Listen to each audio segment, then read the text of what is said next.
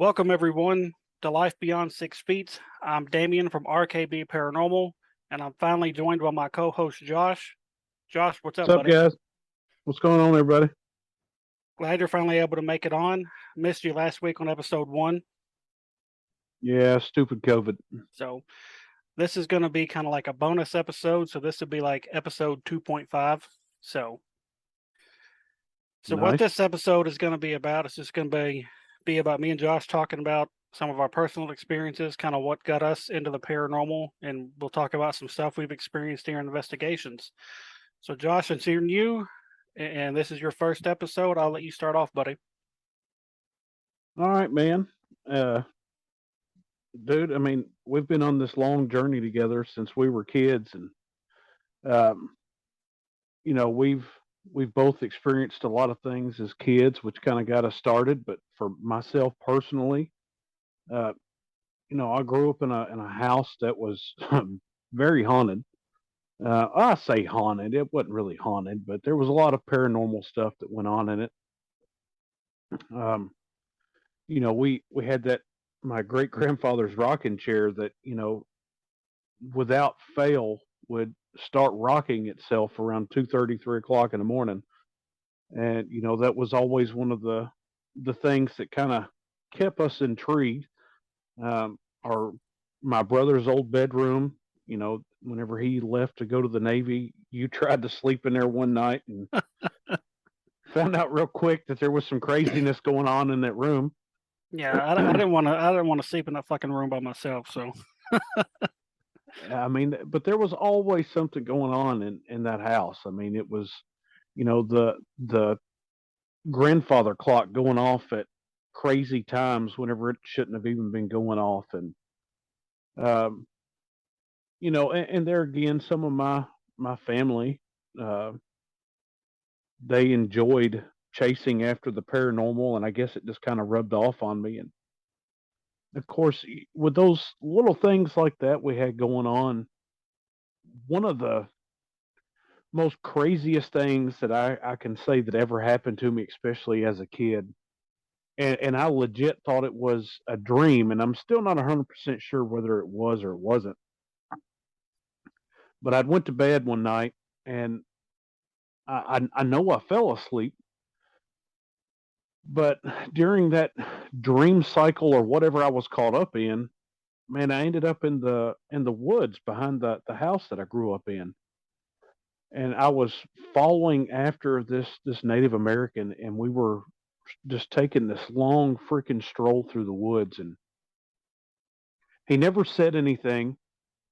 And we ended up coming up to this tree, and on this tree was like this giant, like heart carved into the tree. And I could tell that he was trying to tell me something, but could never make sense of what it was.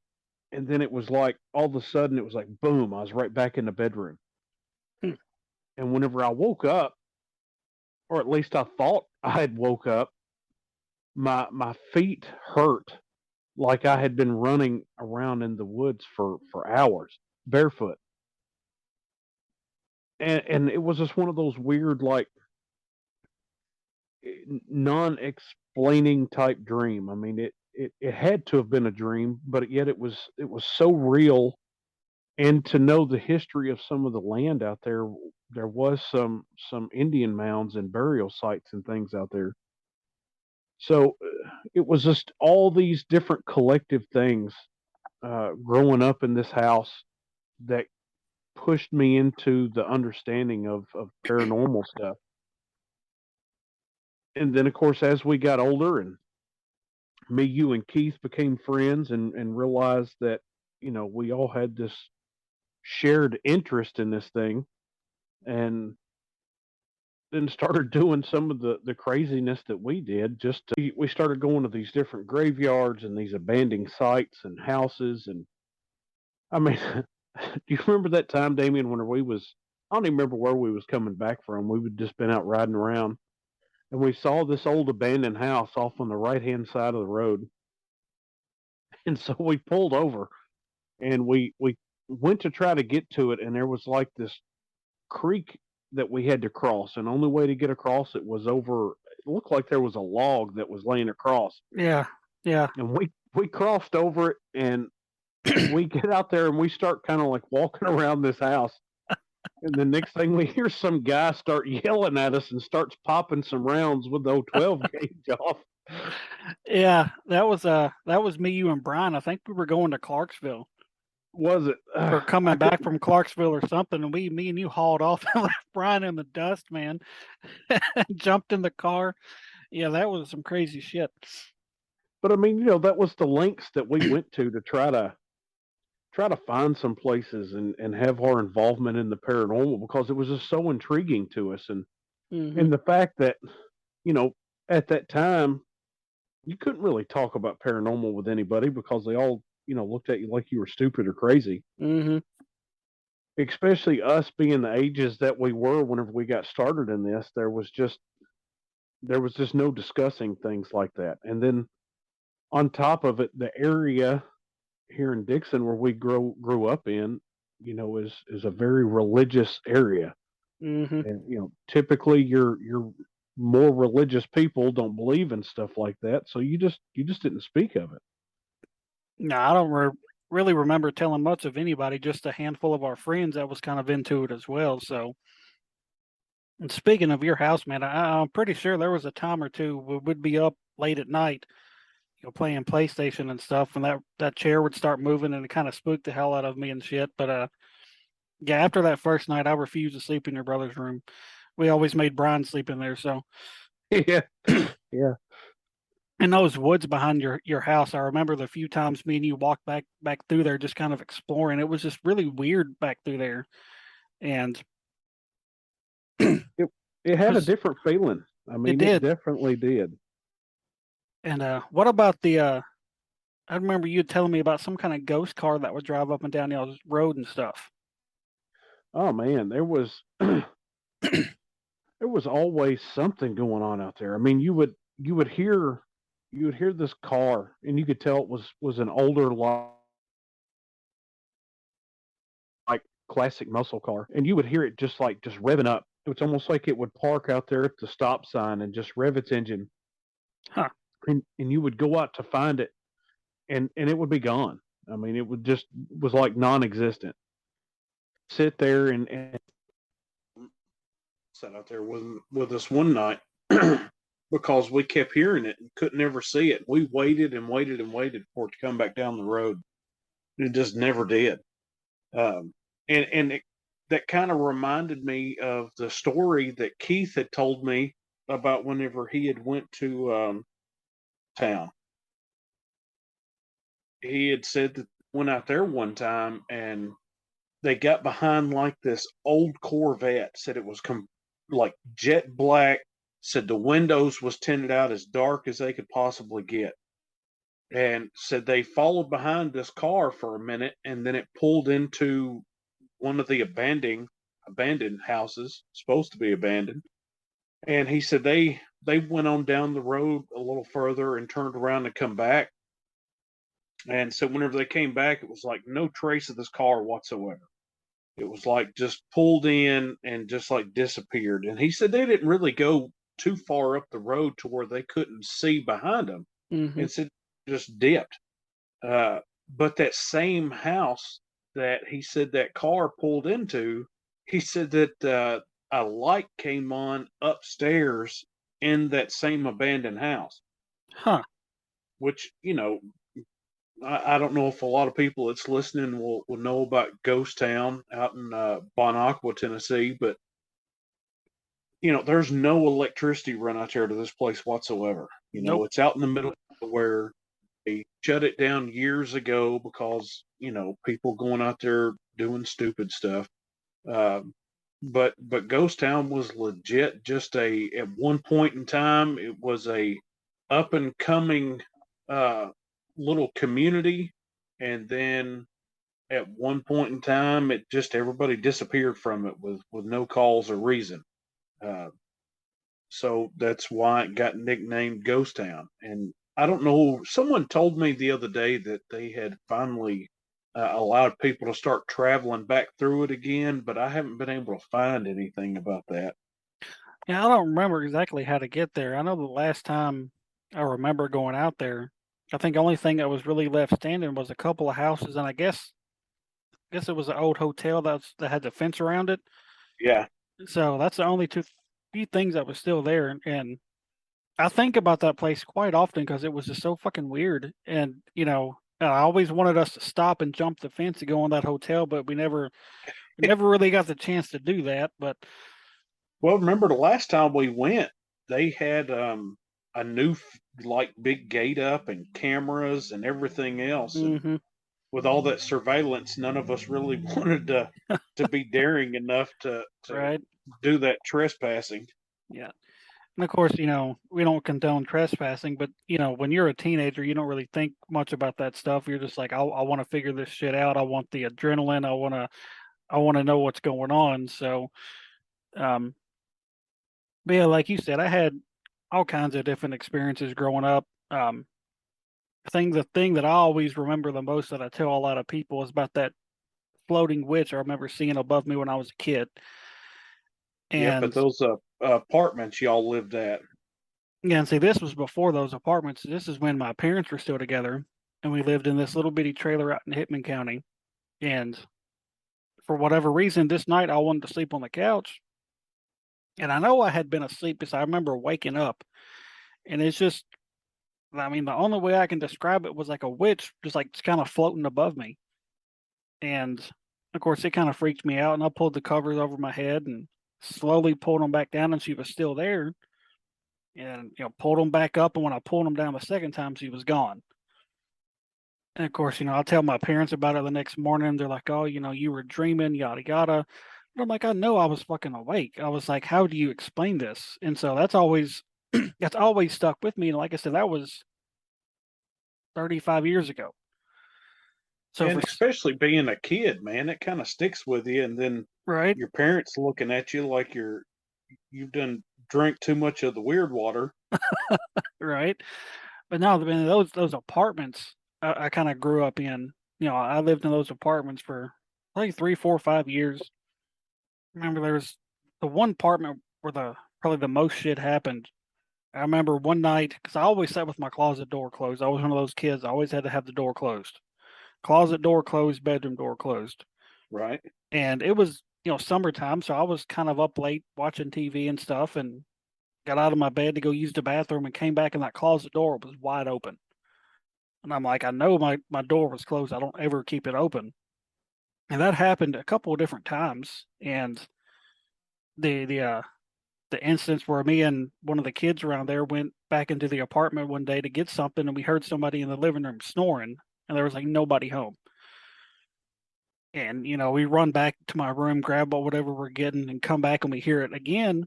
And you look over to the couch and it looks like somebody's laying on the couch, like the cushions are like indented, like somebody's laying there. And the snoring stops and the cushions raise up like somebody just got off the couch. And it freaked the hell out of us because we're like 9, 10 years old. Right.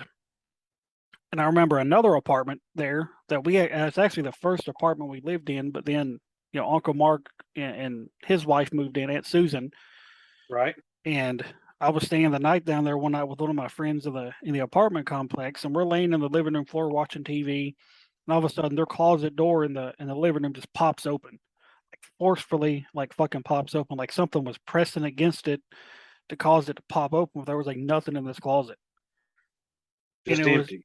it was complete. I think maybe some jackets hanging up or something, but for the Right. most part, it was completely empty. And of course, Aunt Susan was, I think, at the kitchen table, and she seen it, and she was like, "What the hell?"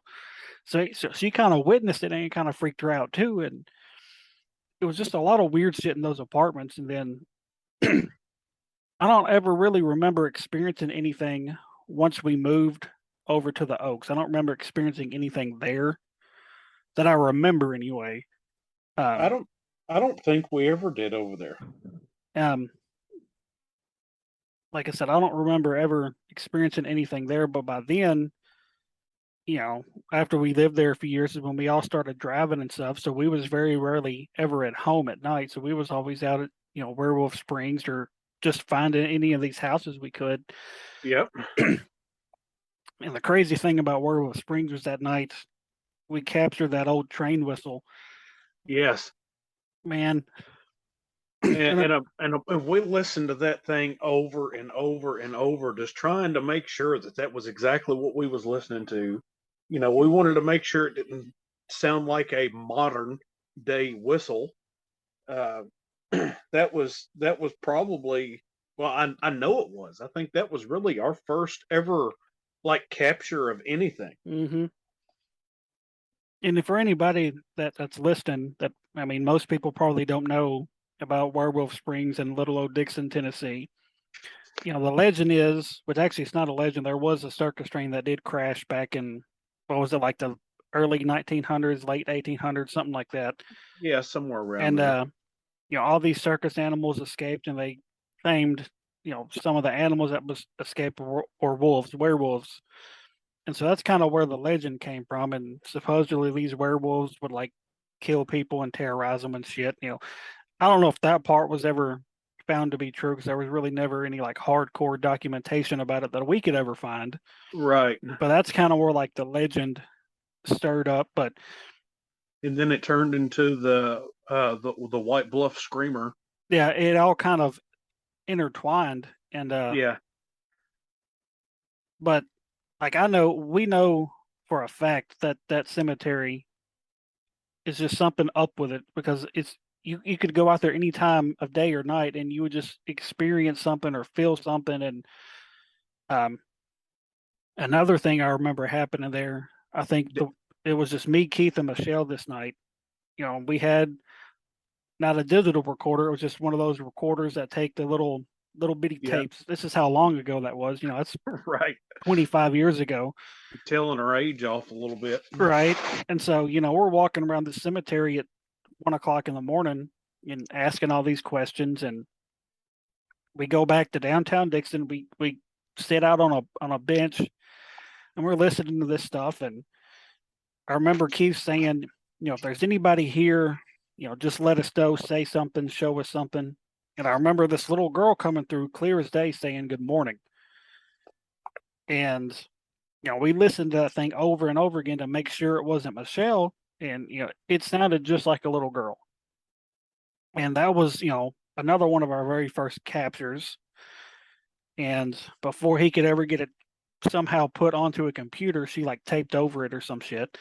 Oh, And that's just like the train whistle. We didn't have. I left the lens cap on that the whole time. the whole time. So I think after that was whenever we dubbed Brian as being our camera guy.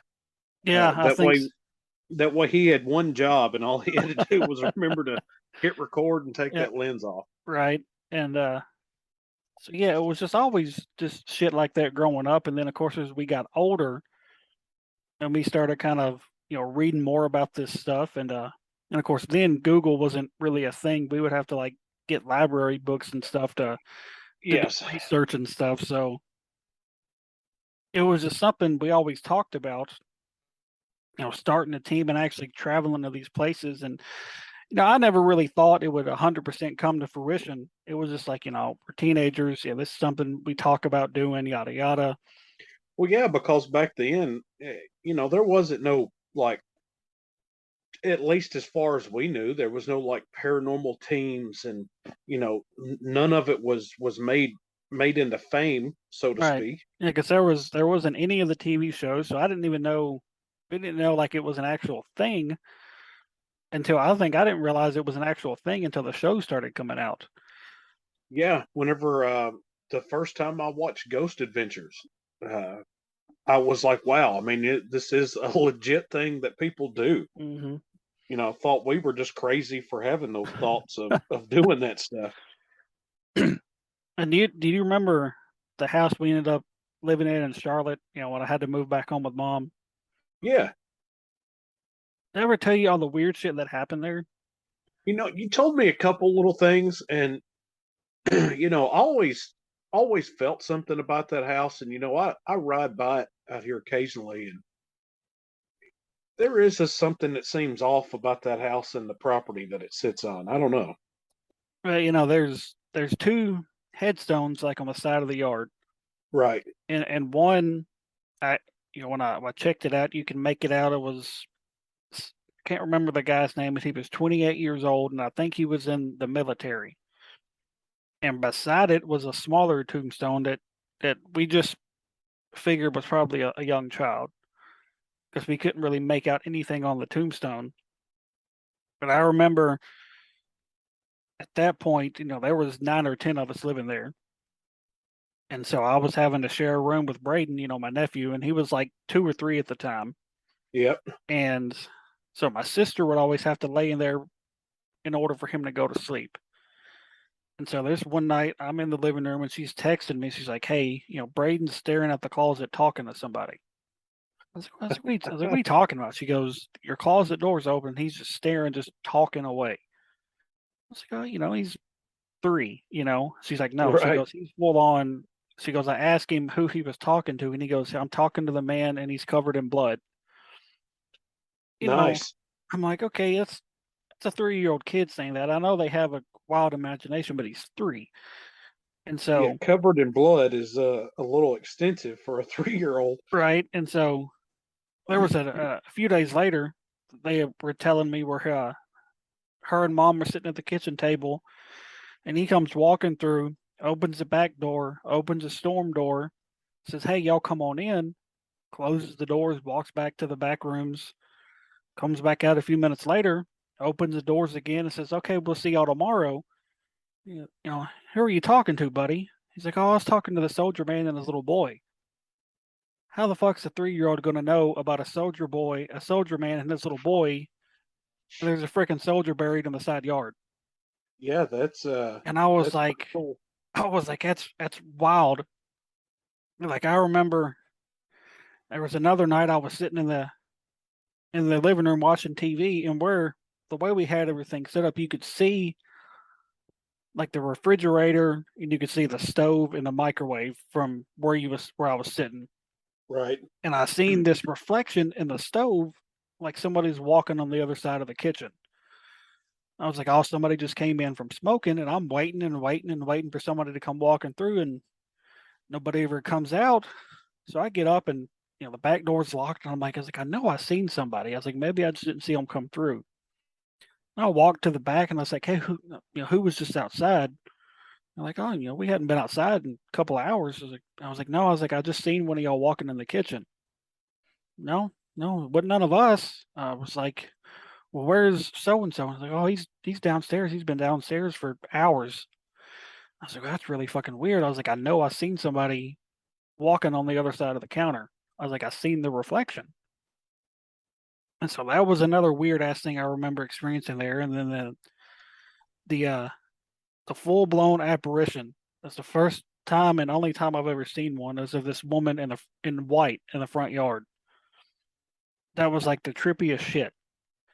Like I The remember, woman in white in the front yard at the place here in Charlotte? yeah, I Nice. was because you remember, we would go out the basement door, and then you had the steps right here on the left that kind of went up to the sidewalk that led to the front porch. Yep. All right, so it's like 9:30 at night, and Peyton and Preston are sitting out there on these steps, and uh, uh I opened the back door or the basement door and just happened to look out, and there's a woman, long white hair, and she's like in a long white dress, and I'm like, huh. And so I'm looking, I look at her for a good probably 10, 15 seconds, and from the time the screen door passes my eyes, like that quick second, she's gone. And I asked him outside, I was like, "Hey, was Brittany just out here in the yard?" They're like, "No, man, there's nobody out here. We've been out here for, 30 minutes. There's been nobody out here." I was like, "Bullshit." I was like, "I just seen somebody in the yard." I was like, she was by the tree, and there was a tree in the front yard. It looked like it had been burnt or something Right. because it was all charred black. And I was like, "She was by that tree." "No, man, we've been out here for, a good 30, 35 minutes. Nobody's been out here." It's like, "All right, well, that's weird." So, fast forward a few nights later, and I was dating Casey at the time. So I'm walking her to her car. We're walking out the same basement door, and I hadn't told her about this because I didn't want to like freak her out. Right. And so we we get to the door, and she just stops. I'm like, "What are you doing?" She's like not saying anything, and it takes me 10 or 15 seconds before she finally responds. It's like, hey, I was like, what's going on? She's like, there was just a woman in the yard. I was like, what are you talking about? She goes, by that tree over there, woman standing there. I was like, well, what did she look like? Described her down to a T, the exact same thing.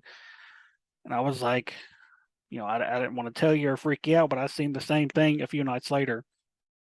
And what's crazy is when I used to sleep in the basement, there was 3, 4 different times where I heard a female voice whisper my name in my ear. Like I'd just be laying there and I'd have earbuds in, trying to fall asleep. So I was listening to music and I could hear it over the music. Wow. And it was, I don't know what was up with that woman or who she was or where she came from, but that was some wild shit. Oh, absolutely, man. I mean, you know, I could only imagine just walking out the door here and seeing somebody walking through the yard in a long white dress, and then you turn and look real fast and they're gone. That's some real creepy stuff going on. So when you and Brian lived in that house across from the cemetery, did y'all ever experience shit there? We never did.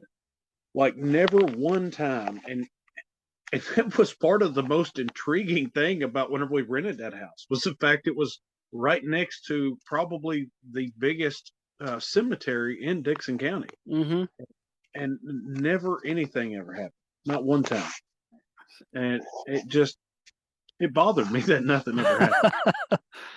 It's So like, how can we live this close and nothing ever show up or happen or try to even scare me at all? right. Maybe they just didn't like that house.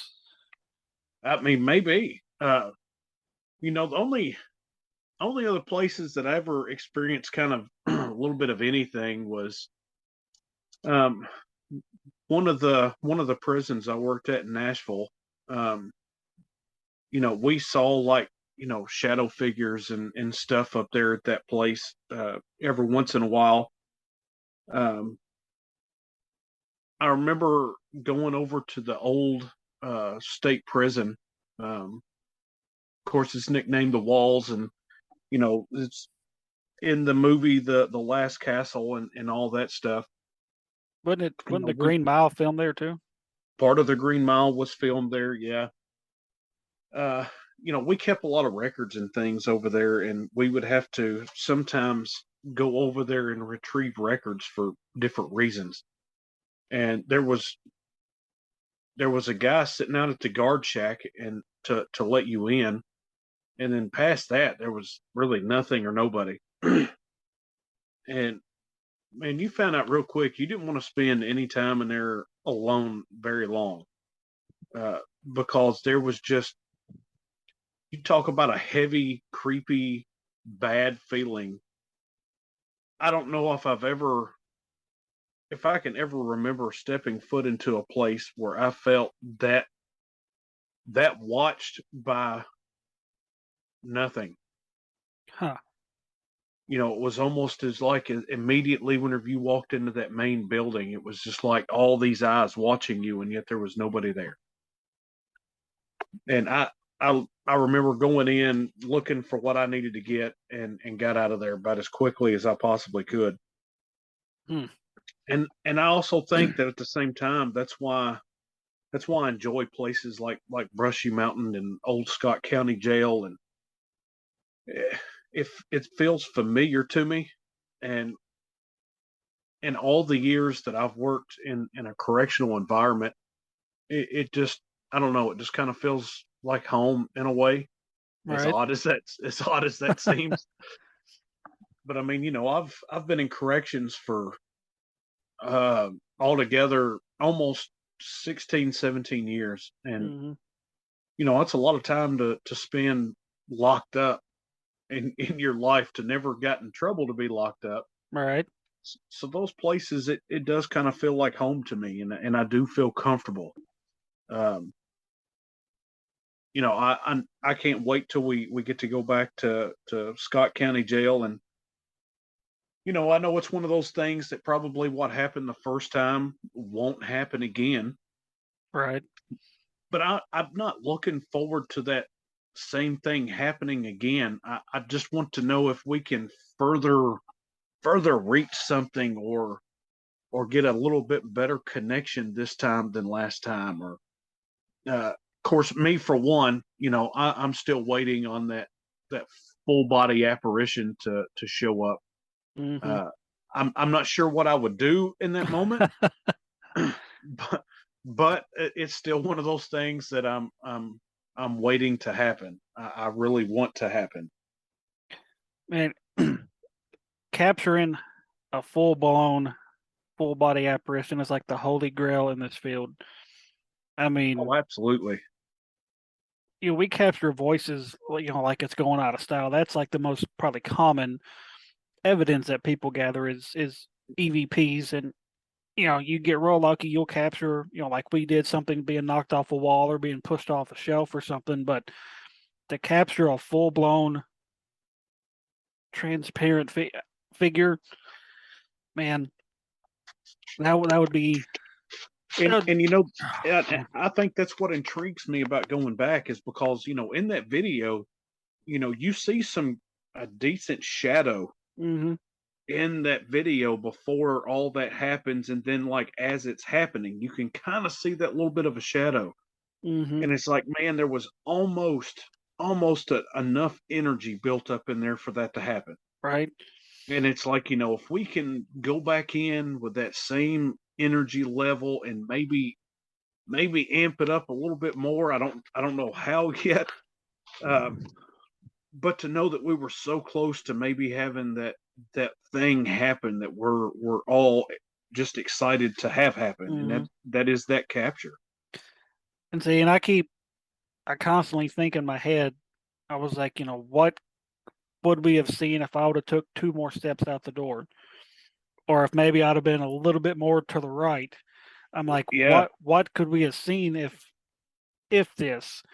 But to be able to capture something like that, more or less just out of pure luck, because hell, we right, weren't planning for that shit. I was just going out there to see who was talking in the hallway, and hopefully when we go back in October, there'll be more of us, so they'll have a little bit more people's energy to draw from. right, So maybe with the more people, and like I said, with you having the corrections background, I think that really helped kind of amplify stuff there. And so hopefully, fingers crossed, something pretty wild would happen. But I'm not going in with that mindset that, okay, this place is active, we're going to capture something. right. You can't. And You so, got to go in almost like it's the first time you ever been there, right. and it's just that place is a really cool place Hmm. for all the people listening. If you ever get an opportunity to go through there and check the place out, daytime tour, whatever, there is a lot of cool history about that location right there. Right. And what Chris and Miranda has done to that place is just amazing. You Oh, know, absolutely. they took a completely empty jail that was just sitting there for years, and now they've turned it into a money making machine, which, I know they're not doing it for the money, they're doing it for the history of the place and for the paranormal and all that, but to turn it into a crime and police museum, and now they do the investigations, they do ghost tours, ghost walks, and now they've even opened an escape room on the top floor, which I think is really cool. Yeah, that's amazing. Um, I'm actually intrigued to see how that works. So, And all the history that they have been able to produce about that jail and that area and hmm, all the things that's happened back in time in there, and be able to put it on the wall in a timeline, all of these big happening events that happened in a town that you wouldn't expect it. And hmm, so it's just really cool to see that someone took all that time and effort into making that place what it is. And I'm really happy and proud for both of them. and we were down there, a few weeks ago, the wife and kids and I, and they said they're constantly doing stuff in there. I don't think there's ever a day where they're just kind of just sitting around not doing anything. So if there's not customers coming in, researching about more about the place, or they're trying to get something else here. They've got new display cases in several different rooms that they're fixing to put some stuff in. Oh, nice. So they've got a whole lot more. And I think by the time we go back, I think they said most of those cases are going to be full up with artifacts and stuff like that. So Oh, that's amazing. and uh and of course another reason, it's meaningful to us is I donated one of Keith's hats that when he worked at the prison. So Yeah. his hat's on display there along with his picture and kind of a little short story about what happened to him. And so I thought that was really cool. Whenever I seen that they were taking donations for any kind of police related stuff, I was like, I've got this hat just kind of sitting in the closet, you know. Well, and it keeps a giant piece of RKB Paranormal locked inside of that building at all times, Hmm. and that's the really cool part of that. All right, I'm gonna stop recording because it's gonna automatically stop in a few minutes, couple minutes anyway. But yeah, man, I love Scott County Jail. I can't wait to get back out there here in a couple of months, and hopefully we'll have a good night. If not, then it is what it is. But what's cool about what happened there, last year is they've now incorporated that video into their ghost walks and ghost tours, and they present that to teams that come in that to Oh, that's investigate the amazing. jail. So I guess in a way we're a part of that jail's legacy now. I guess so. Man, that's awesome. So that's pretty cool. But That that so for place is people, just that place is just amazing, man. I loved it. yeah, and just being there during the day, uh, like as soon as we walked in, Kelly could like automatically like she could feel something. Oh, really? Yeah, and when we got upstairs to the third floor, she's like, "It's super heavy up here." And of course, the reports are that's like the heaviest feeling floor. And Yeah, like, but see, we got most of our stuff on the second, which was kind of weird because I know the night that we went out there, that's what they told us was, mm-hmm, third floor is where, people have the most feelings and things like that. And, we spent I think we spent equal amount of times on all three sections, maybe not as long on the first floor, but the second and third definitely. And, mm-hmm, the second was just our hot spot for the night. right. So definitely looking forward to getting back. And for anybody listening that may not know the backstory of our team, which I meant to get into this earlier, but Keith, our other best friend growing up, you know, like I said, this was something we all three had talked about doing, and he was a police officer in our hometown of Dixon, and in 2011 he was shot and killed in the line of duty, and so of course then the dream kind of went on the back burner, but it was still something me and Josh kind of always talked about over the years after he passed away, and in 2017 I'd made it to Waverly Hills for the very first time, and that was a place me and Keith had always discussed about really wanting to go to. So that automatically jumped to the top of my bucket list when he passed away. And so when I walked in that building for the first time, I remember getting real emotional, and it wasn't because something was affecting me or this or that. It was because I felt I finally accomplished something me and him had set out to do. And I remember I carried a picture of it in my pocket the entire night. And when we left out the next morning, had my mom take a picture of me holding the picture in front of Waverly Hills. So it was like he was there with me the whole time. And so it was at that moment I was like, man, I was like, we have got to get this team started. I don't care how we do it, when we do it, it's got to happen. And so, in 2020, you know, COVID was running rampant, so a lot of stuff was just kind of shut down. So there wasn't a lot the people could go out and do. And so I was on vacation from work, and I was like, you know what? I'm just going to go drive to all these different places I've been wanting to check out. And one of them was Brushy Mountain. And so I drove up there and did the day tour and stuff. And I was like, man, this place is cool as hell. And of course, I told Josh about it on the way home. And me and him ended up going back up there about a week later. And of course, during the day, Josh was feeling all this weird shit going on. And and we'll get to that in a minute. But on the way home, we discussed, hey, we need to roll through this place at night. They offer investigations. Let's just put it together and let's do this. So we gathered some friends and went back. I guess about a week and a half later, Yeah. did the night thing, and we actually ended up getting a couple of extra hours than what we were scheduled to get, which I thought was really cool. Excuse me. And I remember just walking through there during their walkthrough with us, and kind of telling us the hot spots and some of the history. We were hearing shit just during the walkthrough, and of course, we didn't have our team then, so only thing we went in there with, I think we had a EMF detector, we had a digital recorder, and that was it. And the ladies there, they let us use some of their dowsing rods, which I didn't even know what dowsing rods were until that night. Yeah, no, we had no clue. And so we're going through this place, like I said, no equipment whatsoever.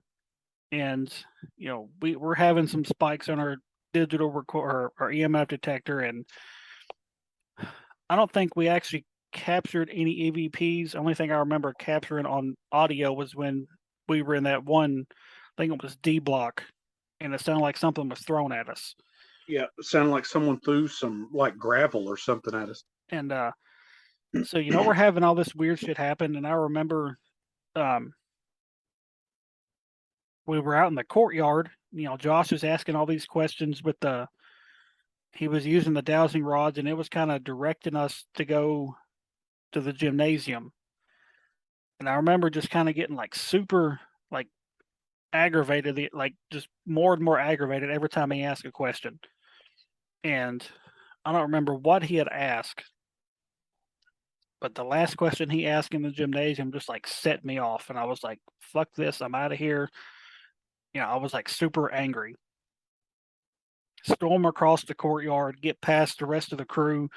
And I went from very upset and angry to literally I broke down in tears crying in like a matter of like 5 seconds. Yeah, it didn't take long at all, and I stayed behind you the whole time. I watched you storm out of the gymnasium, and I kind of just lingered behind you a little bit, just trying to watch what your actions were. And you came out through the courtyard. You went up through the little hallway there, even though it was outside. It's still a little hallway, and crossed over, like going back over towards D Block was. And just as you stepped off that other side of the sidewalk there, it was like immediate change in emotions. And so I just kind of let you have that moment for a minute, and you was like, "Dude, I don't know what just happened." It was something I never experienced before, and I haven't experienced since. And I was recording with my digital recorder that whole time, and I remember because I don't even remember any of the questions you were asking at that time. Like I don't remember none of it until I went back and listened to the audio. Like all I remember is just getting pissed off every time you opened your mouth. And so when I went back a couple of days later and listened to all this audio, from what I could gather, it seemed like we were interacting with somebody that had been put in prison for something he never even done. Like he was an innocent man. And like I went from feeling that rage that he felt for being imprisoned for something he didn't do, all the way to him being sad and depressed for spending his life there for something he never even done. And so like I didn't even really realize that you could truly be affected like that by something until that happened. Yeah, I mean And it's crazy how they can share, the spiritual world can share that feeling and emotion with another person. Uh, I don't think any of us realized that something like that could happen. I mean, yeah, I mean, you see some of it on some of the paranormal shows, how they mhm, kind of change a little bit, but you don't always know if that's for dramatic effect or not right. u- until it really hits you like that for yourself. Mhm. And I mean, you went through those like two big phases of emotions like really fast. Yeah, and that's been probably one of my bigger experiences before or after we've started this team, and this is something that I think is always going to stick with me because that was my first like hardcore personal experience at a at a place that wasn't home, and just all the different little things we experienced that night on the way home. You know, Josh and I were talking. I was like, man, we've got to start this. You know, if we can, this much can happen in just a few short hours with no kind of equipment. I was like, just imagine what we could capture if we had equipment with us. And so, you know, Josh was like, you know, I agree. You know, at that time we were what 36, so you know, it's not like we were Yeah. getting any younger. We're on the approaching 40, so we're like, you know, it's now or never. And I remember pitching the idea to you of the name I had in mind, and it had been a name I had in my head for a while. I was like, man, if I ever start a team, I think this would be a great name. And I tossed out the name to him of RKB Paranormal, which for those who don't know is Keith's initials. And he was like, man, that's perfect. And so the next morning after I woke up, I messaged my tattoo guy. I was like, listen, this is what's happening. I need you to design me a logo. And didn't even tell him what I had in mind. I was just like, design us a logo. I was like, I know you'll come up with something cool. I was like, just, and he had something drawn up in probably 30 minutes. Yeah. And the first thing he sent me, I was like, let's tweak it a little bit. Let's take this out, maybe. And so when he sent me the second draft of it, I was like, I sent it to Josh, and we were like, that was perfect. And what was crazy about it is I don't even think I remember telling him like about the name. I was like, this is the name of the team. Let's uh let's get something designed. And he threw that blue line kind of through the paranormal part. Yep. And I was like, man, I was like, that's fucking perfect. And so, you know, that's how we kind of started, like unofficially started our team was at Brushy Mountain. And when we tell people that, they're kind of like, that's where you started. And yeah, that's where we started. And so Well, yeah, I we mean, we knew that if we were going to hit a place that was going to, let us know if it's what we needed to be doing, not needing to be doing, that was definitely going to be the spot that would let us know if we were doing what we needed to be doing or not. right. And, you know, of course we started out as a pretty big team. I think we started out with what, 8? Something like that. Yeah. And then we had our first official investigation as a team about a month later. It was actually the night of my aunt's funeral. Um, and so we went to Ripavilla Plantation in Spring Hill, Tennessee. And for our first official investigation, it was kind of a letdown, but at the same time, you know, me and him both knew going in that nothing may happen. And I remember towards the end of the night, me and you'd sat down on a couch downstairs and ended up kind of dozing off because it was one of those dead nights. Yeah. I And mean, you almost just kind of got comfortable in there, and it was just right. like, it's a good time to take a nap. And of course, then we still didn't really have much equipment. I think we was able to get a couple of video cameras, but we definitely didn't have the arsenal we have now, which still isn't a huge arsenal, but it works for what we do right now. And then some behind the scenes stuff happened, and we kind of made the decision to kick, pretty much boot everybody out but 4 of us. Yeah. And so it was us 4 for for a big long period. It was just 4 of us. And you know, some investigations all 4 of us was able to go. There was a couple it was just me and you, some it was just me, you, and Angel. So it was kind of went back and forth. And then when we had our first investigation after everybody else was out and Kelly was on the team, was at Octagon Hall up in Franklin, Kentucky. That was a And hell of a night. it was, man. And it was one of those public events, which for anybody that is like, you really want to do this, I would recommend staying away from public events. I mean, they're cool for if you just want to go and have fun and just to say you've investigated the paranormal, that's fine. But if you're going trying to take this seriously and like get hardcore evidence, there's no possible way you can do it at a public event. No, way too many people there that are whether scared or not really taking it serious. Hmm. And there's a lot of talking and giggling and laughing, and So, uh, it contaminates a lot of your evidence.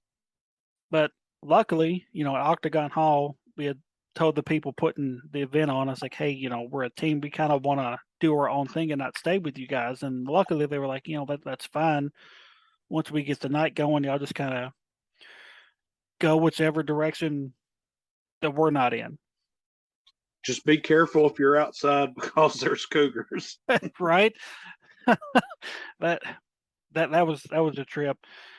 But like all the different shit we experienced practically in every room we went into.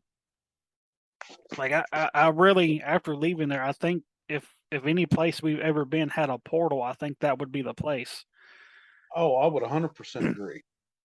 And not even necessarily a portal for like bad shit, but just a portal from where spirits pass through going where they're needing to go. And so it's just so much odd shit happened there. Like when we were up in the attic, we heard what sounded like that person breathing in the corner, Right. and then what sounded like a wood chair being drug across the room. And we're the only ones up there because we were the only ones brave enough to go up in the basement. But You mean up in the attic? yeah, the attic, the basement was a whole different story too, man. The basement was way different. Whatever was in the basement that we were interacting with did not like females whatsoever. No, and I mean that was kind of the story of the night, really, Hmm. was they were whatever we were dealing with was not a fan of women whatsoever. Mm-mm. And it obviously didn't help that that one guy that kept kind of joining in with us kept like trying to purposely piss it off. Oh yeah, he didn't care what he said. It was just like, "Oh, you're gonna have to deal with it and get over it." And And I'm it's like, like, "Dude, man. you need to chill a little bit, bub." And then, there towards the end of the night, whenever whatever it was started affecting Angel and Kelly, and we decided, okay, it was time to go. And then, of course, Deborah, the woman who oversaw the place at the time, she did the oil on the forehead and did the sage and stuff to him and all this other stuff. And I was like, man, that was some like hardcore shit we just experienced. Right. For her to do that and tell us to leave immediately and do not turn around. I was like, man, I was like, what did we just go through? And I remember her telling us, something's gonna try to get you to come back here, just keep Yeah. going. And the fucking GPS kept rerouting us, telling us to turn around to go back there. Yeah, And that was the really strange part was it was just every little way I went, it was you need to make a U-turn. You need to turn around. And it's like, no, I don't even know what direction I'm going in, but I'm not turning around. right. And so that was the place that, we all kind of was in an agreement, we don't need to go back for a while, kind of let things settle down. And I think that's when Kelly kind of started accepting that she was kind of a sensitive to some of this stuff. Right. And And and of to course, think if we could, get that one scheduled back in, there again, that was a place we went where we didn't really have a lot of equipment. We didn't uh-uh, have much of anything to capture anything with. right. Uh, And that was our second official investigation, and like you said, we didn't have much equipment with us. And we've crafted our style a whole lot in the 2 years since we've been there, and we've learned a whole lot more, and we know a whole lot more about the building, and it's just one of those places that's for us, it's on the docket for next year. Um, yeah. we And we were and it's actually another place that is just overloaded with history. hmm see, we were actually talking about maybe trying to go there in September, Right. and I got to looking on their site, and they're like booked up for like the next 3 or 4 months on the days we would be able to go anyway. So I was like, we'll just have to try to hit it up next year. Try to get it because I want to kind of do it in August. Like when we were there the first time. Um, the places we kind of have planned for next year. The places that may not have electricity, I want us to kind of go either in the early spring or like kind of in the fall. That way we don't sweat our asses off up in that place like we Yeah, did it. because they get real hot. Yeah, I don't want to experience what we happened in that funeral home, sweating and roasting to death, man. Oh yeah, that haunted funeral home was ridiculously hot. And they even had windows open and it was Yeah, still hot in there. it was bad. I mean, it was so hot in this place. We had to go outside to cool off. That's how, you know, and Yeah, it that because it was a stormy night. uh-huh. There was a good breeze blowing, it was kind of raining off and on. So outside it felt wonderful, but as soon as you got inside of that Mm-mm. place, it was just oh, it was terrible. And there's something not very friendly in that place. I don't know what it is yet, but what happened to you? Yeah, Yeah. that was completely different. It was real weird. Um and I only really felt it in that one spot. I went all over that building multiple times, but every time I started down that little hallway going towards the back side of that funeral home, I don't know what it was. And then it was like it was almost like I went into a different time. It was almost like I literally walked from our time into things into something else because I completely felt like I had been standing there for hours and it had only been just like a few minutes. And to experience what I did in that moment was just really, really strange. Um, seeing what I could see was, it was like I was standing there looking at a room full of dead people in a way, Mhm. uh, because they were everyone that I was looking at was in a dress or a suit, almost like what they would bury somebody in. And it was like they were all trying to speak at one time, and I couldn't hear anything. And it was just so much mixture of feeling and emotion. There was that feeling of anger and guilt and sadness and death, and then it was like there was this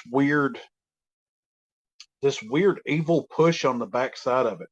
It was almost like that's what they were scared of, was whatever was behind them. And I literally did feel like I was standing there for a good 2 hours, and then just to realize that it had only been like 5 minutes. Mhm. And I don't know, that was way different. That was way different. Yeah, 'cause I've never seen you just kind of zone out like that during an investigation, and Kelly kind of shook you a couple times to kind of get your attention because you were just not saying a word. You weren't moving, and Adam was finally able to kind of snap you out of it, and Yeah, whenever he popped me on the arm, it kind of spooked me because I didn't expect him to be standing right there. And that was the other kind of weird part about it was I could hear Kelly, but it sounded like she was on the other side of the funeral home. It was like she was so far away from me. And I don't know. That was by far one of the weirdest experiences, moments I've had doing this whatsoever. And all these places we've went to, and all the different stuff I've put myself in, and I've never had a weird feeling like that, or a weird experience. And it kind of stuck with me that whole night. Like that whole night. mhm, Whenever I hear somebody talking to me in my head that nobody else could hear whatsoever. Whenever I was doing the Estes method, and I'm hearing everything come through on the spirit box, but it was like this overwhelming voice just kept saying it needed to get out. mhm, And it was it was just so loud over the spirit box. And I mean, we have that spirit box turned up pretty loud, so we make Mhm. sure we hear any of the questions. And for that other voice to be in my head and to be as loud as it was, that's why I stopped whenever I did, because I couldn't even concentrate on the spirit box anymore. It was just like Right. we needed to get out, like right now. Right. That the whole fucking place was just weird. And what was crazy, what happened to you that when you kind of zoned out, we hadn't even started yet. We were just kind of walking through the building, trying to get a feel for the place. And the only thing we had on us, I was going ahead and I was videoing stuff, and I noticed you kind of rubbing your back, and then when you lifted your shirt up, you seen all those different little scratch marks on your back, and Yeah. And that some of was it was weird was because I didn't I of course, I teach a lot of defensive tactics at work. And so at first I wanted to make sure that, it wasn't some mark that maybe I'd gotten from work, mhm, but the shape that it was in, mhm, was kind of that, defining factor. right, and it was still like freshly like pink, like it just happened, like it hadn't like kind of settled down and kind of faded away. It was like freshly, like it was just freshly done, Right. and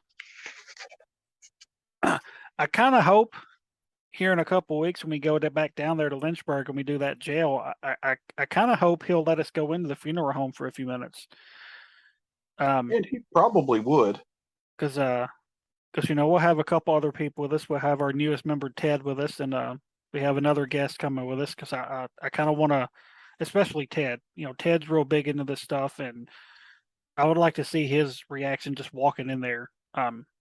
Because all he really knows about it is pretty much what I've posted on YouTube. I hadn't really talked to him about it, and so he's I just want him to walk in and just walk around the building for a few minutes just to see what happens when he's in there. Right.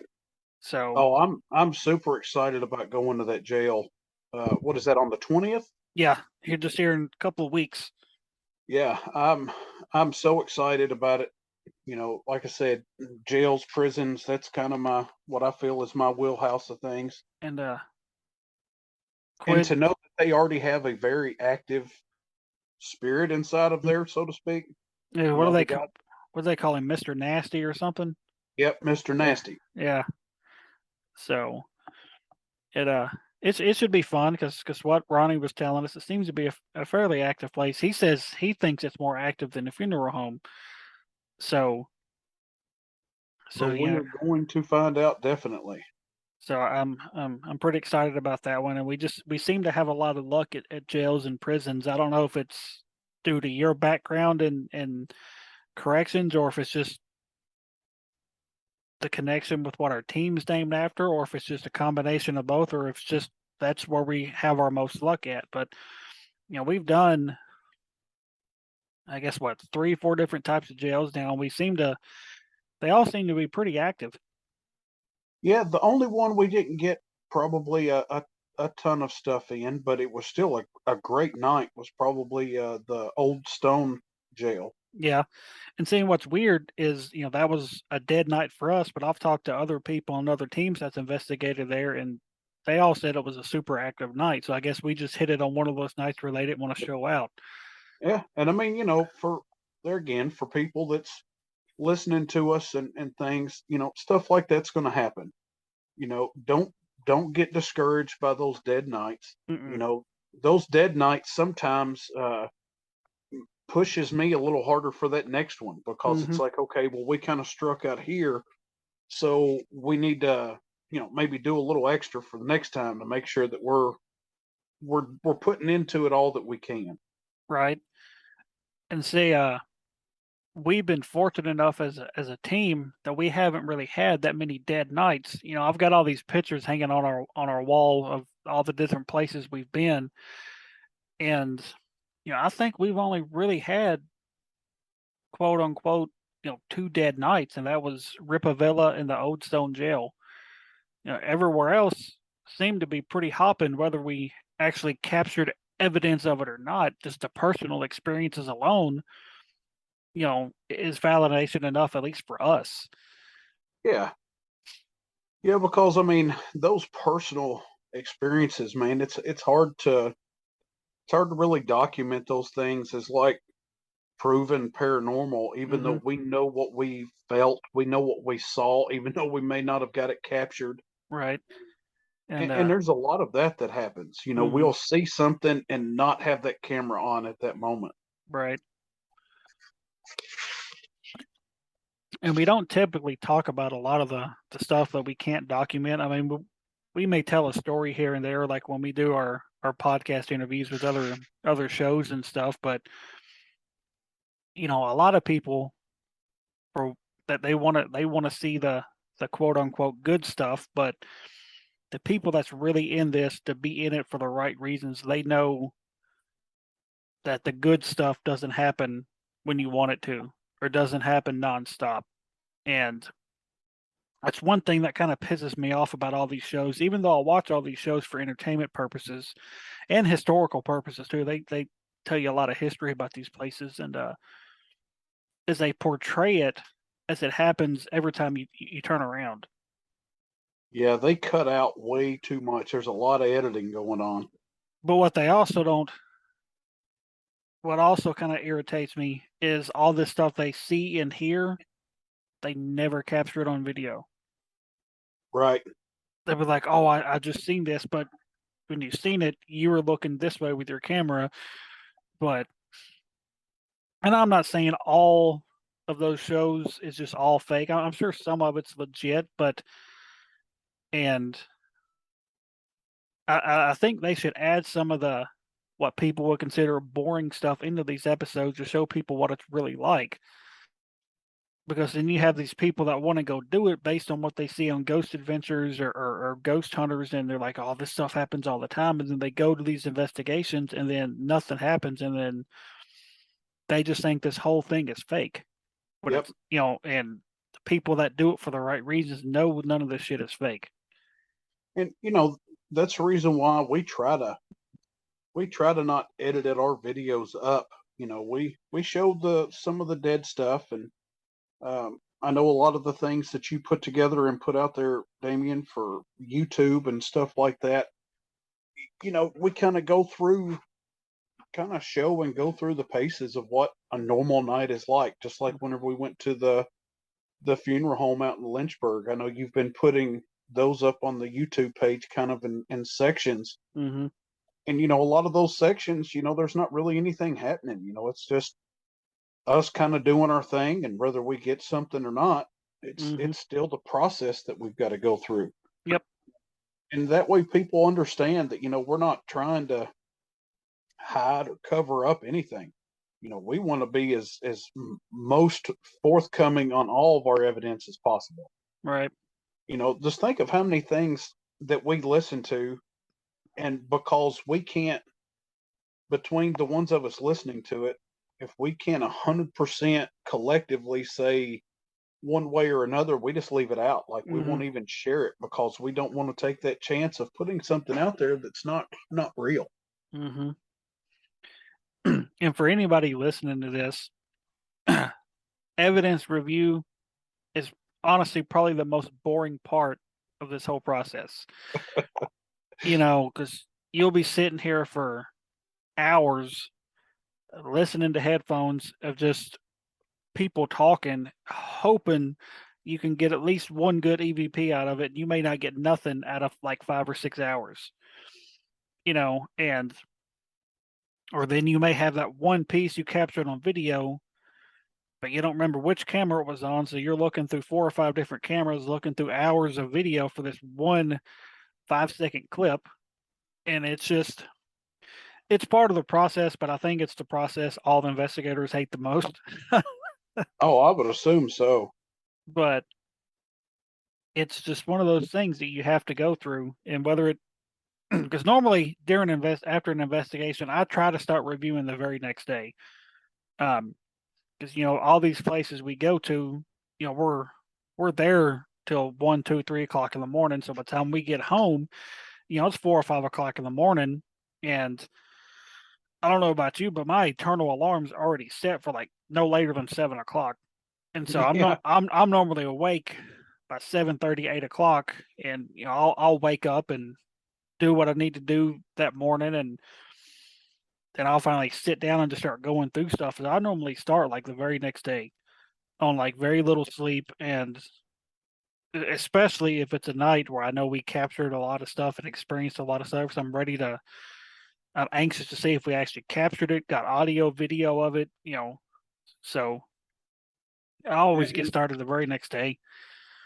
and huge props to you, Damien. I mean, for some of the folks listening in, man, Damien puts in probably the biggest workload in all of this. The designs of certain things, the combing through all of the video and audio footage, and keeping up with the YouTube pages and well, all the social media sites, and including this podcast and getting it up and going and started.